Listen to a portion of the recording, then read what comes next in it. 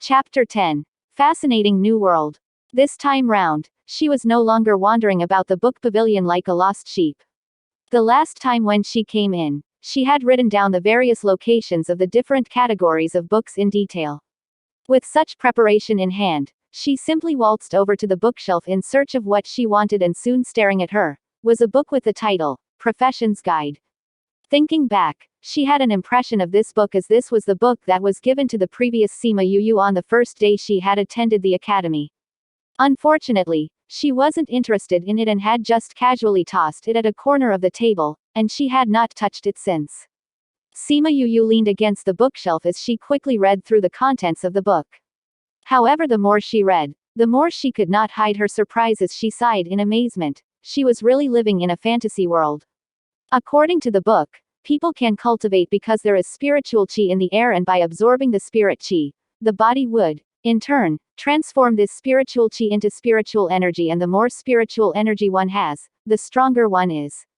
In tandem with the difference in their powers, spirit masters are categorized into various grades. The grades in sequence are namely Spirit Warrior, Spirit Lord, Great Spirit Master, Spirit King, Spirit Overlord, Spirit Saint, and Spirit Paragon, with the corresponding colors red, orange, yellow, green and blue, blue and purple.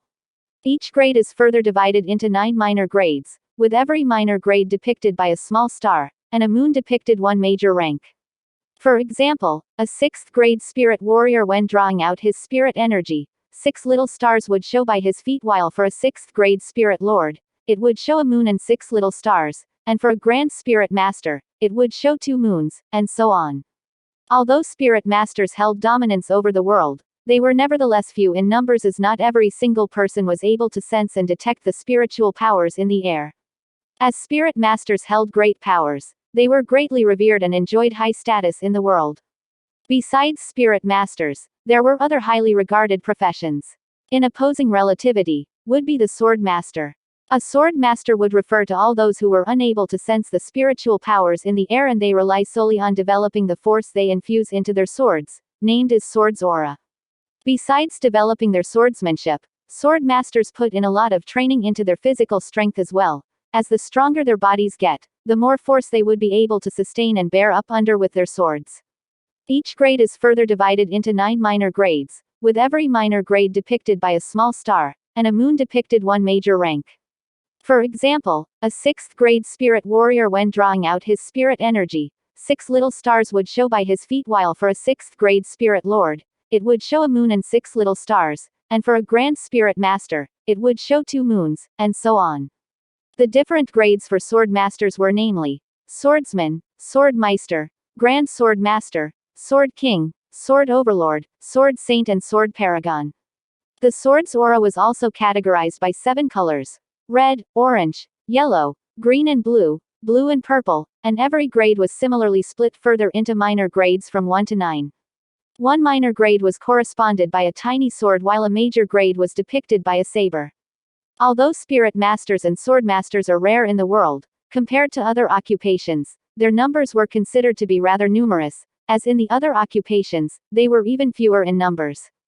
These occupations would include alchemists, weaponsmith masters, beast tamer masters, and array masters, and every profession had their own unique strengths. Spirit Masters were able to form a contract with a spirit beast. After establishing the contract, the Spirit Master and the Spirit Beast would merge as their souls became intricately linked through a blood link. But as spirit beasts were wild and savage in nature, a Spirit Master who forms a direct contract with a spirit beast would be harmed by this ferocious and savage aura. Hence, there was a need for a Beast Tamer Master. Beast Tamer Masters use their abilities at taming to remove and eradicate the savagery in spirit beasts, to enable Spirit Masters to safely form a contract with these spirit beasts. As for the Spirit Beast, after the contract, they would contribute a strong boost in power as they fought alongside with their contracted masters, so Beast Tamer Masters were highly regarded. But to become a Beast Tamer Master, one must also first become a Spirit Master. Besides that, Weaponsmith Masters and Array Masters were also a branch of Spirit Masters, and that fact made Sima Yu rather speechless. Sigh, seems like I better start training.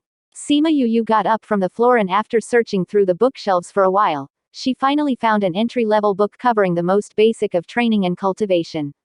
She looked up into the sky and saw that it was getting late. She brought the book back to her room, and after dinner, she locked herself in and sat up in bed to read. She followed what was written in the book and attempted to sense the spiritual chi in the air through meditation.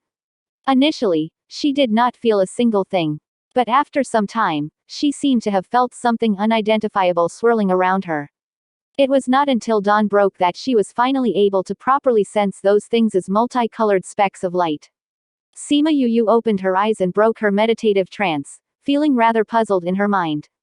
Didn't the book say that they came in only one color? Why had she felt that they were in a multitude of colors? That's strange. She did not understand why the specks of light she had sensed came in a variety of colors. The book had specifically mentioned that people were normally able to sense only one singular color of lights. Did she use the wrong method to do it? She read the book from the beginning all over again and found that she had done it exactly as what the book had said, and she had not gotten any step wrong. So where exactly was the problem? She pondered upon it for a while and finally decided to go ask Sima Lai. Sima Lai had already attained the highly acclaimed Spirit Saint grade, and he must know the answer to her dilemma. She found Sima Lai and Sima Yu threw out her query.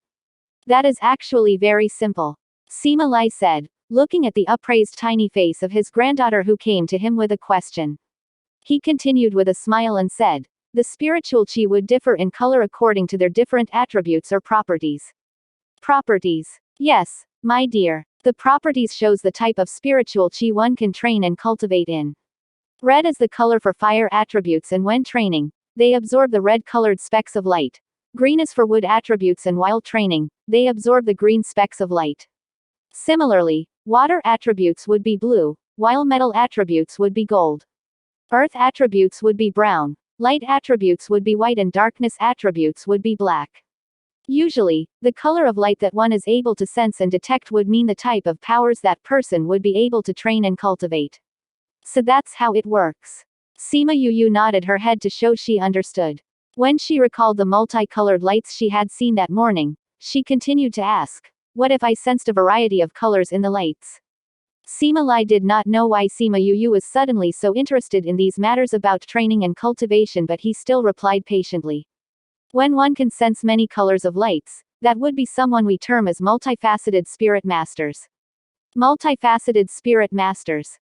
For example, if one can sense both red and gold colored specks of light, they would be fire and metal, a dual-faceted spirit master. If they can sense three types, they would be tri-faceted spirit master. But multifaceted spirit masters are very rarely seen. And if they are found, they will usually be highly revered. What if all the colors were seen? Sima Yu asked innocently as she looked earnestly at Sima Lai, asking him excitedly.